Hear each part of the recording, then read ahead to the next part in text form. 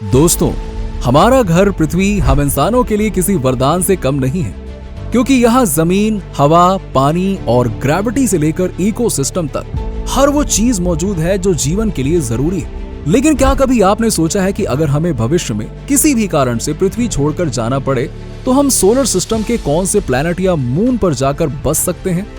पृथ्वी के अलावा सौर मंडल के बाकी ग्रहों की जमीन कैसी है, वहां का वातावरण कैसा है और क्या हम इंसान वहां सरवाइव कर पाएंगे?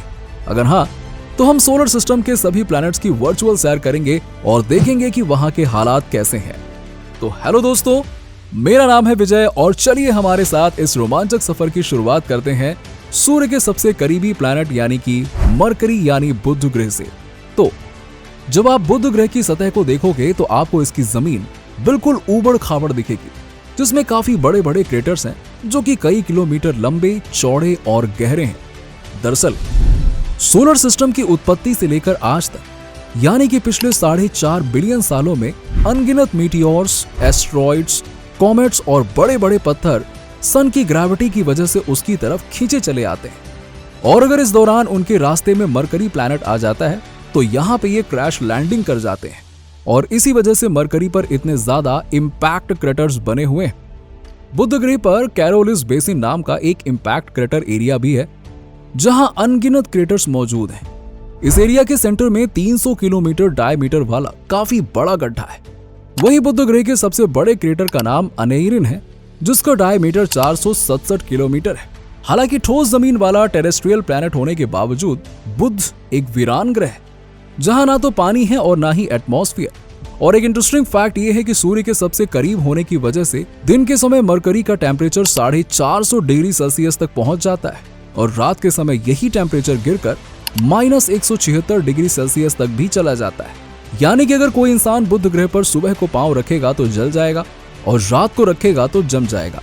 इसलिए आज तक किसी स्पेस एजेंसी ने मरकरी पर लैंडिंग मिशन के बारे में सोचा तक नहीं है। चलिए अब इस सफर में आगे बढ़ते हुए चलते हैं सौर मंडल के दूसरे ग्रह यानी कि शुक्र यानी वीनस की तरफ, जिसे लेकर एक दिलचस्प बात यह है कि हमारे साइंटिस्ट आज तक शुक्र ग्रह की जमीन को ठीक से देख ही नहीं पाए हैं, क्योंकि इस ग्रह का पूरा आसमान सल्फ्यूरिक एसिड के बादलों की कई किलोमीटर मोटी परत से ढका हुआ है। हालांकि यहाँ मौजूद कुछ बड़ी चट्टानें, पहाड़ और ज्वालामुखियों को जरूर देखा जा सकता है। अपनी ऑब्जर्वेशन से साइंटिस्ट ने यह पता लगाया है कि शुक्र ग्रह की 60% जमीन ज्वालामुखी से निकली लावा से ढकी हुई है, जबकि 40% सरफेस पर बड़े बड़े पत्थर और ज्वालामुखी से निकली राख मौजूद है। यानी अगर आप इन एसिडिक क्लाउड्स को पार करके वीनस की सरफेस तक पहुंच भी जाते हैं तो स्पेसक्राफ्ट से बाहर निकलकर जमीन पर पांव रखना मौत को बुलावा देने जैसा होगा। अब आपको बता दें कि वीनस के एटमॉस्फेयर का 96% हिस्सा कार्बन डाइऑक्साइड से बना हुआ है, जो ग्रीन हाउस इफेक्ट पैदा करता है। वहीं जब सूर्य की गर्मी इस प्लैनेट पर एंटर होती है तो यहाँ मौजूद सल्फ्यूरिक एसिड के बादल उसे रिफ्लेक्ट होकर वापस स्पेस में नहीं जाने देते। इतना ही नहीं, वीनस पर 20 किलोमीटर से बड़े 1000+ एक्टिव वोल्केनोज मौजूद हैं। ऐसे में 24 घंटे 365 दिन शुक्र ग्रह का तापमान 460 डिग्री सेल्सियस से भी ज्यादा रहता है। इसीलिए इसे hottest planet of the solar system कहा जाता है।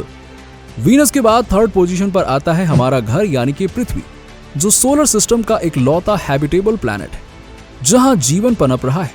पृथ्वी का 71% हिस्सा पानी से ढका हुआ है, जबकि बाकी के बचे 29% हिस्से में घने जंगल, पहाड़, खेत, रेगिस्तान और बर्फीले चट्टान मौजूद हैं।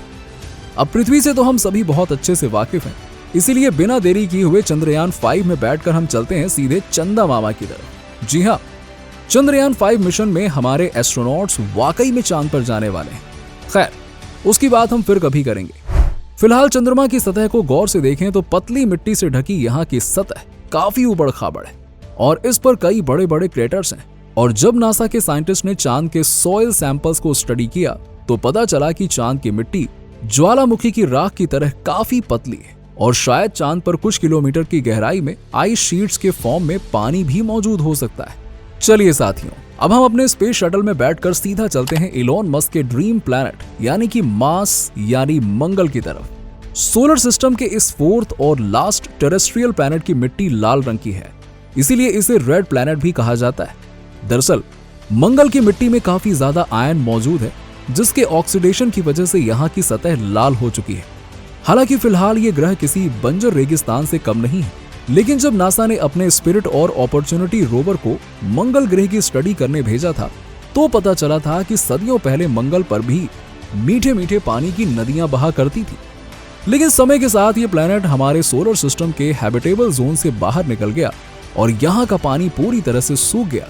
वहीं कुछ साइंटिस्ट ये भी क्लेम करते हैं कि पास्ट में यहाँ कोई एलियन सिविलाइजेशन रहती थी, लेकिन फिर किसी वजह से उसका सर्वनाश हो गया या वो इस प्लैनेट को छोड़कर कहीं और चले गए होंगे।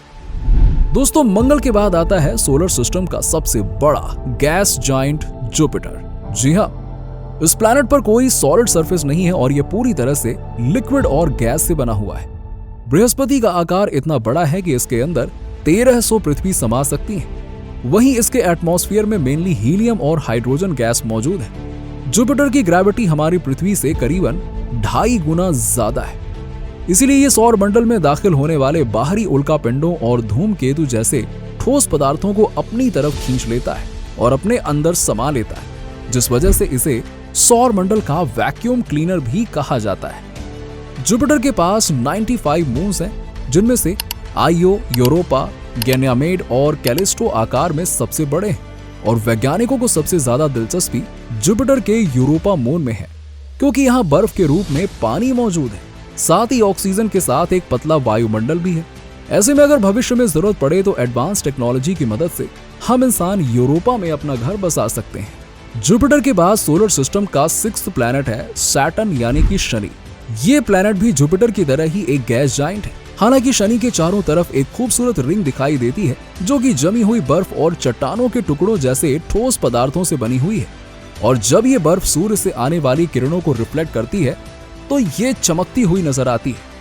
यहाँ एक इंटरेस्टिंग फैक्ट ये है कि सैटर्न के एटमॉस्फेयर की आउटर लेयर में तो सिर्फ 18 किलोमीटर पर आवर की स्पीड से हवाएं बहती हैं, लेकिन जैसे जैसे इसके वायुमंडल में नीचे की तरफ जाया जाता है वैसे वैसे इन हवाओं की रफ्तार तेज होती चली जाती है और इसके सेंटर में बहती हवाओं की स्पीड 2000 किलोमीटर पर आवर से भी ज्यादा है। वहीं शनि के पास में सौर मंडल में सबसे ज्यादा यानी कि कुल 146 चंदा मामा है, जिसमें से टाइटन में साइंटिस्ट की सबसे ज्यादा दिलचस्पी है, क्योंकि ये सोलर सिस्टम का इकलौता ऐसा मून है जहां थिक एटमॉस्फेयर मौजूद है। चलिए अब अपने सफर में आगे बढ़ते हुए चलते हैं यूरेनस यानी कि अरुण की तरफ। तो यूरेनस की सरफेस पर भी हम खड़े नहीं हो सकते, क्योंकि ये भी एक गैस जायंट है जिसके एटमॉस्फेयर में 83% हाइड्रोजन, 15% हीलियम और 2% मीथेन गैस मौजूद है, और सूर्य से काफी दूर होने की वजह से एवरेज टेम्परेचर -224 डिग्री सेल्सियस है। यूरेनस के पास 27 चंद्रमा है और ये सूर्य से इतना दूर है कि इसे सूर्य का एक चक्कर लगाने में 84 साल लग जाते हैं। आखिर में दोस्तों सोलर सिस्टम के आखिरी ग्रह नेपच्यून यानी कि वरुण की बात भी कर लेते हैं। तो ये भी एक गैस का गोला है और अन्य गैस प्लैनेट की तरह इसके पास भी अपनी रिंग्स है, लेकिन ये छल्ले काफी पतले और धुंधले हैं, इसीलिए इन्हें देखना मुश्किल हो जाता है। नेपच्यून के एटमॉस्फेयर में 74% हाइड्रोजन, 25% हीलियम और करीबन 1% मीथेन गैस है। इस ग्रह का रंग नीला है और इस पर करीबन 2000 किलोमीटर प्रति घंटे की रफ्तार से हवाएं बहती हैं। वहीं ये सोलर सिस्टम के सेंटर से इतना दूर है कि इसे सूर्य का चक्कर लगाने में 165 साल लग जाते हैं। आपके हिसाब से भविष्य में चांद, मंगल, यूरोपा में से सोलर सिस्टम की कौन सी सेलेस्टियल बॉडी पर इंसानों का बसना मुमकिन हो पाएगा? कमेंट्स में बताइए।